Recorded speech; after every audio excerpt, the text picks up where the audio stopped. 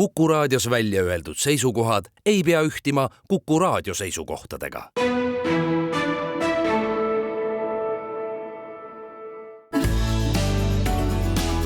Keskpäevatund.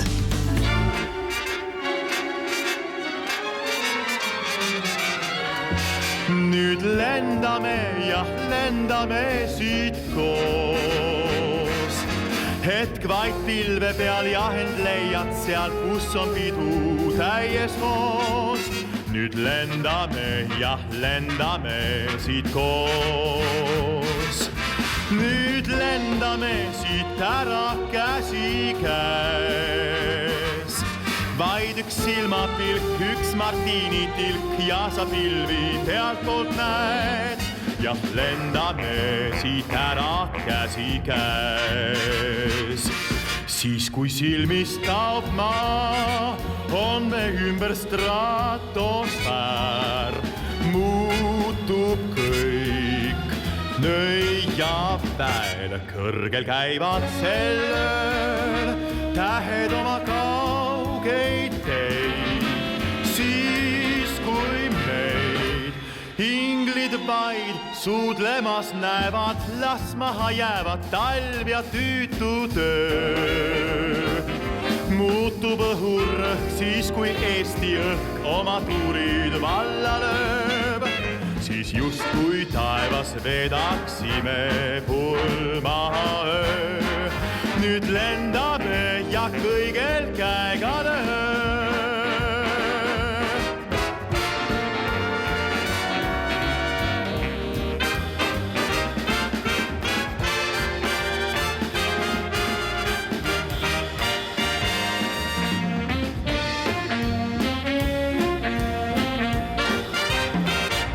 Siis kui silmist kaob maa, on me ümber stratosfäär.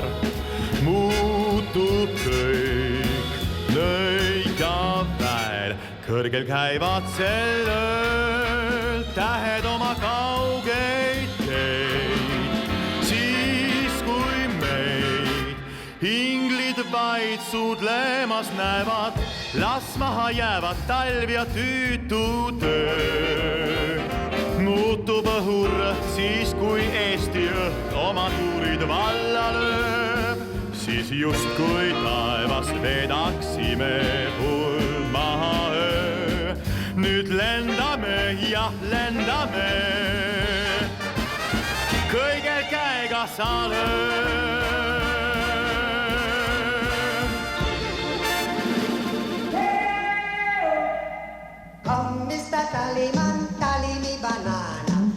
Uudiseid Koduvabariigist. Tere, siin Keskpäevatund ja Kuku Raadio, Tallinna stuudios Ainar Ruussaar, Ignar Fjuk ja Priit Hõbemägi.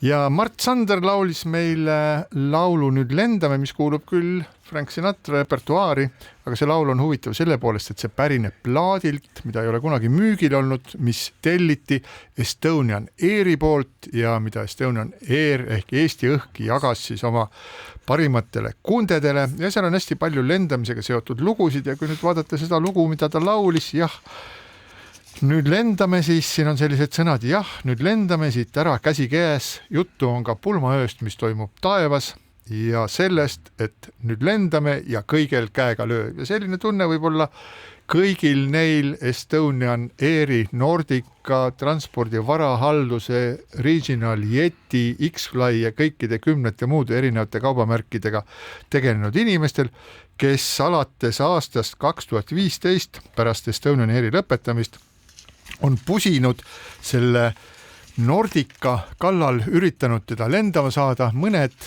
inimesed nendest nagu Tero Taskila, Jan Palmeer, härra Althuis on saanud Eesti mõistes täiesti kosmilisi töötasusid 25,000–30,000 eurot kuus, aga kõigest sellest siiski mitte midagi ei tulnud ja Postimees oli sunnitud sel nädalal panema pealkirja Maksumaksja agoonia lõppes etteaimatult Nordica pankrotiga.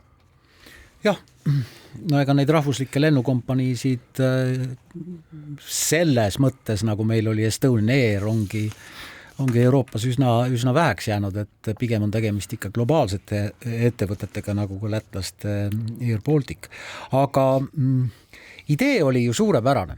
Lennata rahvusvärvides kompaniiga Tallinnast kuhugi tähtsatesse sihtkohtadesse ja sealt siis Tallinnasse tagasi, aga paraku niimoodi see ei läinud, et mis mulle silma jäi selle Nordica pankroti puhul, mis on nüüd otsustatud ja selge, on see, et minister Vladimir Svet on öelnud, et selle asemel, või selle raha eest, mida riik aeg-ajalt, millega riik toetas Nordicat, et selle rahaga hakatakse nüüd toetama vajadusel Tallinna lennujaama, mis on suurepärane. Tallinna lennujaam on valitud ka üheks Euroopa ilusamaks ja tõepoolest tahaks, et sealt saaks ainult rohkem lennata. Mis on Tallinna probleem on see, et selleks, et lennata mõnesse sihtpunkti, selleks pead sa ikkagi kusagil paraku ümber istuma, on see Riia, Stockholm, Helsinki või Istanbul või veel mõni teine koht, ehk siis tegelikult neid otselende Tallinna lennujaamast, mida siis nüüd enam Nordica juba aastaid ei tee ja teevad teised, sellistesse sihtkohtadesse, mida võib-olla päris palju vaja on, ülemäära palju ei ole. No vaatake nüüd, 10 aastat me oleme selle Nordicaga elanud ja minule tundub, et me oleme just nagu leppinud sellega, et me olemegi mingisuguses nii-öelda paralleelreaalsuses, paralleelmaailmas, kus võib raha loopida tuulde ja nagu Priit, sa ütlesid, et need ettevõtte juhid on saanud kosmilisi töötasusid ja me jätame alati ütlemata, kes seda otsust on langetanud. Ja võimalik, et ja võib-olla just nüüd selles Nordica kontekstis ja saates me ilmselt räägime ka Eesti Energiaga seonduvast, ongi vaja esitada küsimus vastutusest.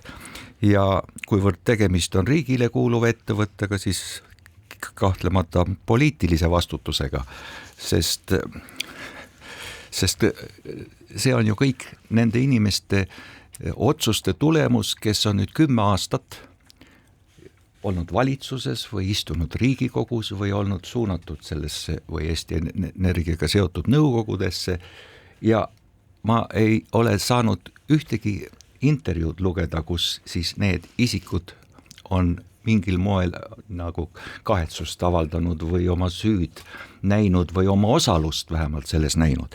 Ja võib-olla ma siin võiksingi teha ühe kõrvalpõike nii-öelda meie elu poliitilisse korraldusse ehk siis sellesse, et mis on see põhjus, miks erakonnad tunnevad ennast nii karistamatult ja nii nii-öelda lausa jultunult neis kontekstides ja kui näiteks tuleb jutuks see, et võiks nii-öelda seda Riigikogul osalejate ringi laiendada, nagu väga paljudes riikides on, näiteks võiks osaleda ka valimisliidud või siis erakondade valimisliidud, siis ikka öeldakse, et vaadake, et valimisliit tuleb, täna ta on, homme teda ei ole, et kes siis vastutab. Aga mis on siis erakondades teisiti? Ühel hetkel nad on ja ka järgmisel hetkel nad on. Ja siis ikka ja jälle, ükskõik mida nad teevad, on nad siis Riigikogus, valitsuses või nendes nõukogudes, otsuste eest nad ei vastuta. Nii et selles kontekstis ma arvan, et võiks ka nii-öelda poliitilise debatti võtta uuesti see arutelu, et kes ikkagi võiks olla Riigikogus nii-öelda valimisel olla esindatud. Ka siin, kui ma lihtsalt vastan su õhku visatud küsimusele, et kes siis vastutasid, kui me viime vastutuse siis nii-öelda rahvusliku jutumärkides rahvusliku lennukompanii saatuse ja sinna raha juurde valamise eest, et lõppkokkuvõttes on siis Estonian Air Nordica neelanud kokku ligi 400 miljonit maksumaksja raha, siis alates 2015.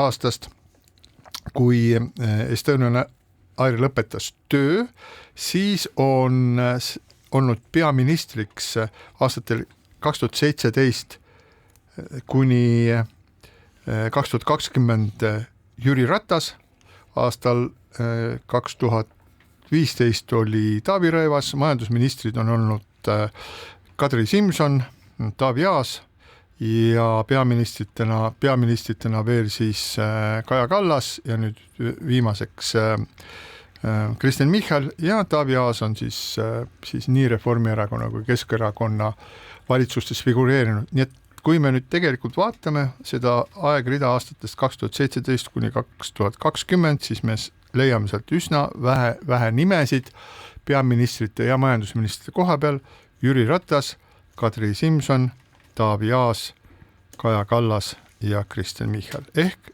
kokku on 5 inimest, kes on pidevalt kõigi nende aastate jooksul, ligi 10 aasta jooksul ehk 9 aasta jooksul olnud sellega seotud ja kelle, ma ei tea, kas tegevuse või tegevuse tõttu oleme me nüüd sellises olukorras, kus see Nordica lõpetab pankrotiga. Nüüd, kui kuskilt loete sellist juttu, et lennukid on olemas ja lennukid müüakse maha ja sealt tuleb mingisugust raha, siis ärge asuge rõõmustama, sellepärast et need lennukid on liisitud, nad on panditud LHV pangale ja kui need suudetakse maha müüa ja mitte kõik ei suudeta maha müüa, sest mitugi neist on juba läinud varuosadeks lahtivõtmisele, siis see raha läheb kõigepealt LHV pangale nende kulude katteks, mis pank on siis välja käinud ja mis sealt üle jääb, see jääb siis kuskile mujale, aga Eesti Vabariik jääb,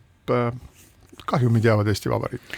Nojah, lennuk on üks koormis või need lennukid veel mõneks ajaks. Aasta tagasi tegelikult alustas tänane valitsus siis Nordica nii-öelda müügiprotsessi, tulutut müügiprotsessi, sellepärast et isegi üks ostja Lars Tøsen, kes tõsiselt kaalus investeerida, lõpuks ikkagi loobus sellest ja tegelikult on hea otsus, et see pankrotiavaldus on tehtud, aga need nimed poliitikutest, tipp-poliitikutest, kes on olnud kõik juhtivatel ametikohtadel ja ministrid ja peaministrid, nende puhul on ka toimunud ju vangerdus selles mõttes, et nad on vahetanud erakonda, nad on vahetanud ametikohta, nad on vahetanud ühe parlamendi, suure parlamendi vastu mõnedest neist.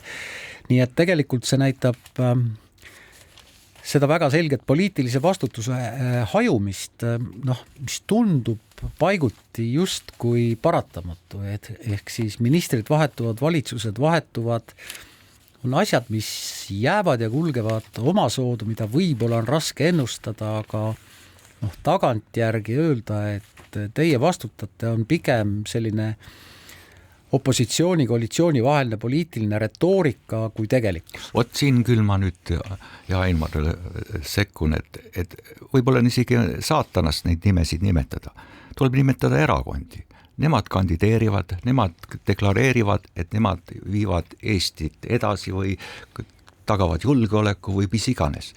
Nii et need nimed on tõesti, Taavi Aas on Jõgeva vallavanem ja keegi on Europarlamendis, aga need erakonnad saavad maksumaksja rahal rammusat toetust ja jätkavad mitte vastutamist. Selles on ju tuum. No ei, sa nii ei saa öelda. Eesti on demokraatlik riik ja Eestis erakond vastutab läbi valijatelt saadud häälte arvu. Nii see lihtsalt ongi. Ega erakond rohkem ei vastutagi. Nii ongi.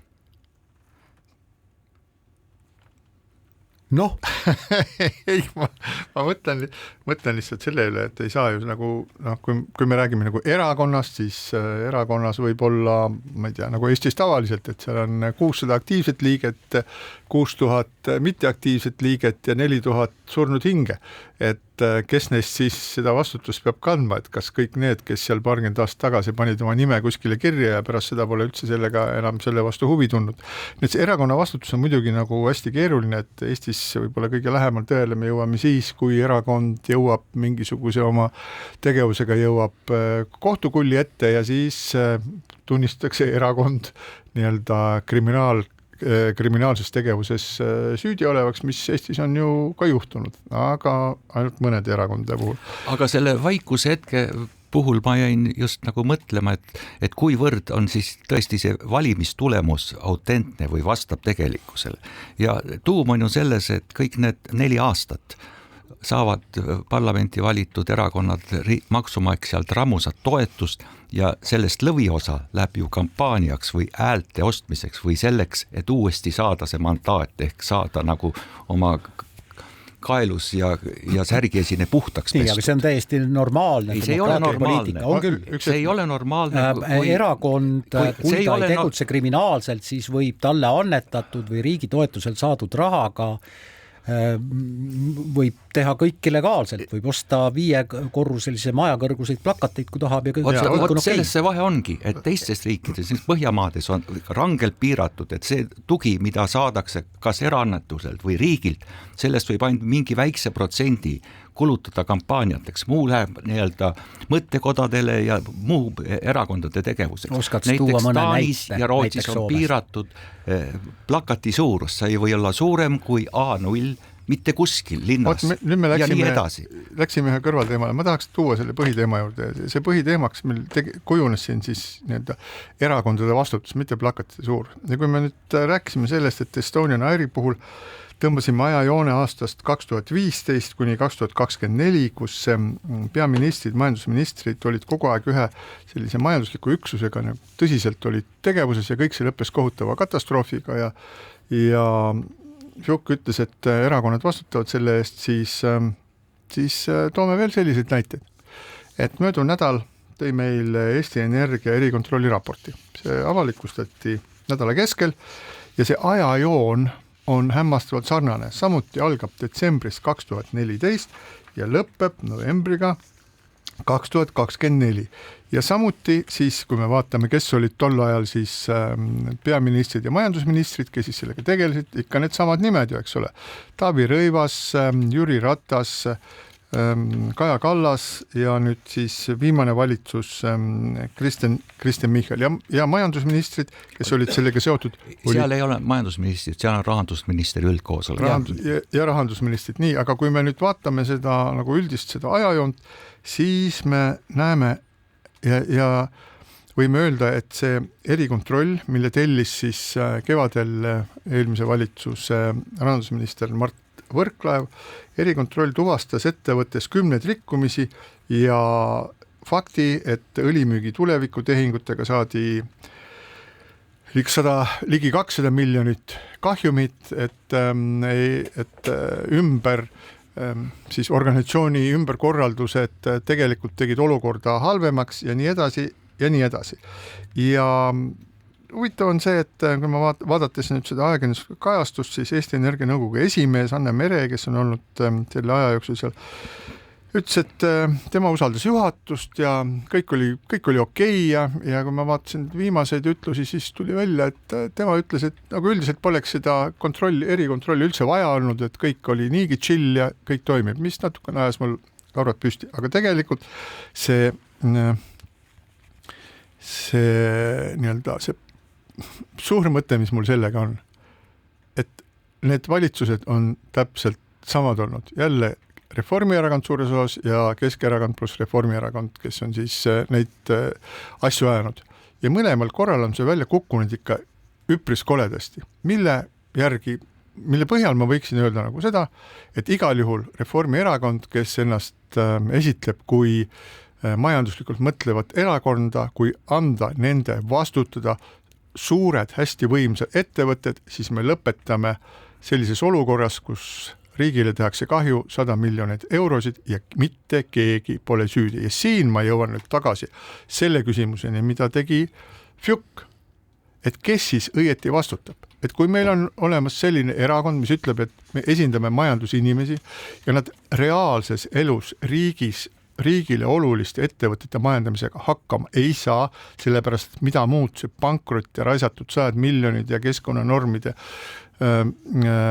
rikkumised ja tegeliku võimetus juhtida Eesti Energiat muud näitavad kui seda, et Reformierakond, aga samas ka Keskerakond ei ole suuteline riigi majandust korraldama nii, et see oleks kasumlik ja Eesti riigile hea.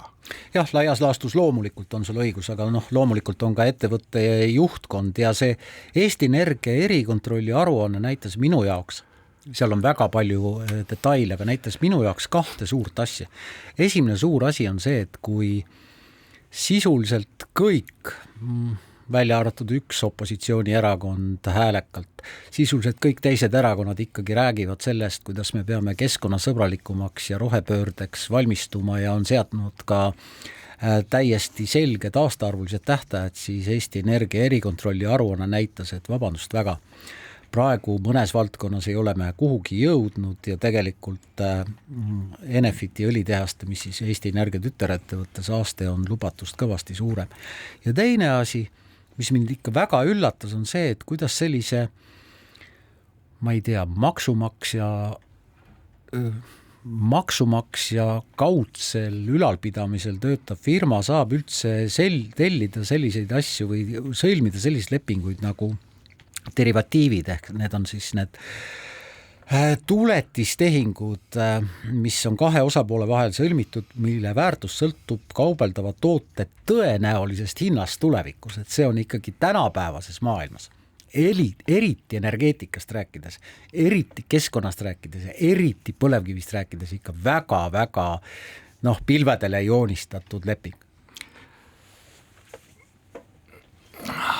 Tuletaks meelde, et Mart Võrklaev alustas selle eriauditi ka seetõttu, et Eesti Energia Sutteri isikus keeldus maksmast valitsuse taotletud dividende.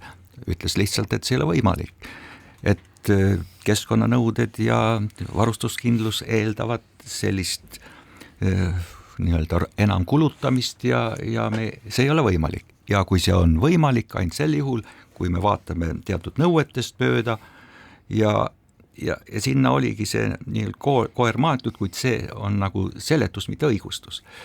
Aga mindki kogu selles loos paneb hämmastama kõige rohkem Eesti Energia nõukogu esinaise proua Meri väited ja positsioon, kes ütleb, et sellest erikontrollist tema jaoks küll midagi uut ei selgunud. Kui me seda erikontrolli loeme, siis me saame aru, et näiteks nende õlijaamade töösse andmisele eelnenud avalikud testimised olid korraldatud nii-öelda pakasuha vormis, väiksema nii-öelda saastesisaldusega õlid, põlevkivi kasutades ja väiksema võimsusega, kui oleks pidanud, et see saastekvoot näitas ennast väiksemana. Ütlen vahele, Auverest me rääkisime eelmises saates 20 minutit, eks ole, see on suurepärane näide.